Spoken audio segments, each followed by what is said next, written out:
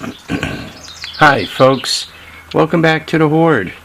Boy, today's I just opened the garage, so it's only showing 76, but today's one of those hot and humid ones. I'm back from my road trip. Took a run up to see Udizzy, and then we went up to Mustie1's place yesterday. You know, it's always fun seeing some of the YouTube guys. The three of us, happen to get along real well. We have a lot of common interests, so it's easy to talk and hang out and have lunch. And quite honestly, it's kind of like becomes time to go home, and you're like looking at your phone and saying, where did all the time go? Anyway, as you guys know, the SL 100 is no longer here. It went up to join Mustie1, and those couple of go-karts joined Dave. We a lot of times when you tell somebody, well, I'm bringing you a go-kart and it runs, or it ran last year, people always kind of say, that's cool, but let me plan for the worst case scenario, which is that I'm going to have to throw an engine on it. Anyway, so we brought it up, and as we were taking it off the back of the truck, I uncovered it, and I said, Dave, this thing ran last year. Let's throw the choke on and throw a couple of pulls into it. Maybe it'll start up. So I gave the cord a couple of pulls, and I think it was on the second pull she fired up, and then we adjusted the choke and gave it another shot, and she fired right up, and I'm like, Dave, you gonna take it for a ride? Kidding, because one of the tires was kind of flat and all, and he goes, yeah. So we put it down, and he hopped on it, and I'm like, it really doesn't have brakes. Next thing I know, he's driving the heck out of it. I had to kind of run and grab the camera, so you didn't see half his antics. He was actually doing blacktop donuts there, so that was really fun. So we unloaded the go-karts, and then with the SL 100 on the back, we drove up to see Mustie1, and kind of hung out in his shop a little bit. And one of the things you do get from these visits when you do go see somebody's place, like somebody would come here and say, God, you have all this cool stuff.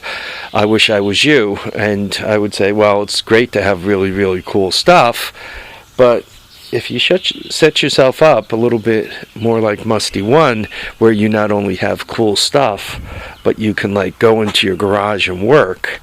And by the way, he has his garage set up so that it's not too hot in the summer and not too cold in the winter. So imagine having all your tools such that you can access them, and you have all the cool projects to work on. So, just kind of hanging with him for a little while, it makes me realize I really have to double my efforts on getting myself a nice clean shop to work in, getting myself a little bit more organized. I feel as if I have made some progress in the last year, 18 months, whatever you want to call it, but not enough. So I kind of have to redouble my efforts there.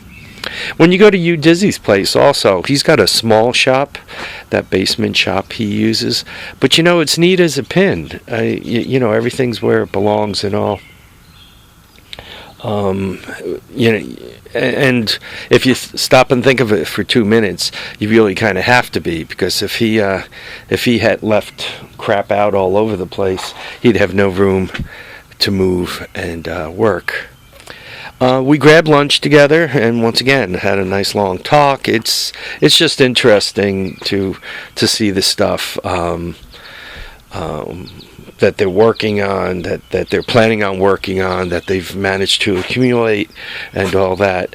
Mustie1, like myself and like Dave, you know, you see what you see in the videos, but you don't always see it in a perspective of how things kind of fit in together, and some of the plans, and even just talking about some of the projects. So why did you do this? And then, you know, they tell you, and it kind of makes you realize, or you know, as you're looking at spare parts and all, you say, oh, okay, I got what you're up to. I see what you're up to here.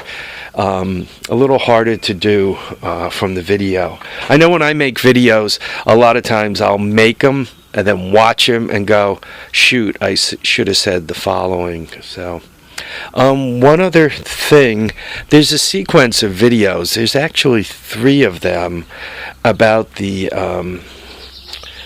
aerodrome in Rhinebeck. It's actually located in Red Hook, but let's call it the Rhinebeck Aerodrome because that's what I think it's officially called. You guys could check out the website on that. I have 3 videos from that. I have a friend of mine that works there, so he kind of got me in under the ropes, so to speak. So there wasn't like a rope here and I'm looking, oh, look at that under the tarp. It was like able to walk right up and touch things. They have a replica of the Spirit of St. Louis. You know, that plane, I guess, what was it? I want to call him Rush Limbaugh. No, it wasn't Rush Limbaugh. It was the other guy, Lindbergh, who flew it, I guess, around the world. They have like an exact replica of that. I mean, the valves for the gas and the whole bit. And it was nice because given that I was behind the ropes, I was able to walk up and, wow, check these valves out, you know. Unfortunately, by that time, I ran out of memory. Anyway, those 3 clips. The first one will be me kind of driving around and I'm giving a little history of the aerodrome. Cole Palin is the guy who came up with it, who came up with the place. Anyway, so there's me kind of giving a little talk about it, but you know, and you kind of see me driving around, and maybe that'll help anybody who's looking for the place so they don't get lost on the way up there. The second video is kind of like the first half of the stuff I looked at, or the first third. And then the third video is the second third of the stuff I looked at. Then I ran out of memory just in time for the Spirit of St. Louis. There's one particular individual, and you'll see his name on a bunch of the cards, I can't recall it right off the top of my head, who actually built a lot of these planes. So, I mean, it's really, really cool. Rhinebeck is located, for those of you from Boston, probably about 2.5 hours. From New York City, probably about 2.5 hours. From Albany, probably an hour, just to kind of give you guys an estimate. From the Canadian border near Plattsburgh, probably about 5 hours. From Florida, probably 24. From California, I don't know, 2,500 miles. Depends how many miles you want to drive a day. From New Zealand and all that, you would probably fly into JFK in New York City and then head up, or fly into Boston, and you know, for anybody coming in from overseas. So I'm going to put those videos, but I'm not going to smash them up all at once. Probably I'm going to put the intro video up in the morning. And then the other 2 will be kind of nighttime videos. Watching a full hour of me kind of chattering with my buddy. I'm bugging about building a Honda museum and all. So there we are. I'm not sure what footage I have of all of us, me, Mustie1, and Dave. And I noticed at one point I had my camera out and Dave had his camera out also. So I normally don't like, you know, posting that kind of footage. So I got to see what Dave posts and what Mustie1 posts, and then I'll see what I put up from the visit.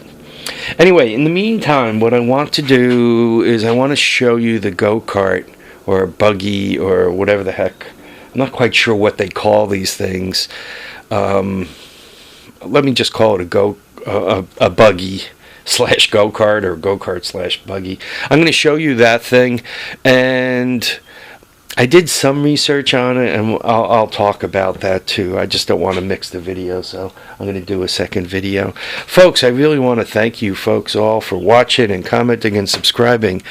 I need you to keep your feet down. I want you to keep your heads up, and please, please get out there and enjoy all your time. You don't know how many days you're going to get, so make sure you have plenty of laughs while you could go out there and have them. Bye now, folks.